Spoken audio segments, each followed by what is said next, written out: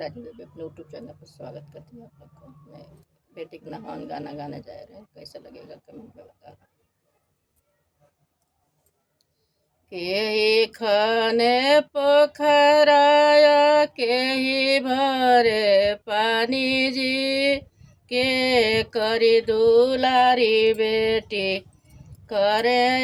स्नान जी, के करी दुलारी बेटी करे स्नान जी, के करी दुलारी बेटी बुआ खाने पोखराया नाउनी भरे पानी जी, राधा का दुलारी बेटी करे स्नान जी, राधा का दुलारी बेटी करे स्नान जी, राधा का दुलारी बेटी करिया स्नान बेटी मड़ुआ होइया खड़ी जी, आजो दुलारी बेटी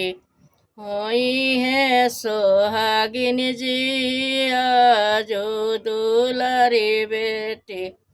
होई है सोहागिन जी, आजो दुलारी बेटी के खाने पोखराया के ही भरे पानी जी, के करी दुलारी बेटी होई है सोहागिन जी, के करी दुलारी बेटी बुआ खनी है पोखराया नाउनी भरी है पानी जी, राधा का दुलारी बेटी होई है सोहागिन जी, राधा का दुलारी बेटी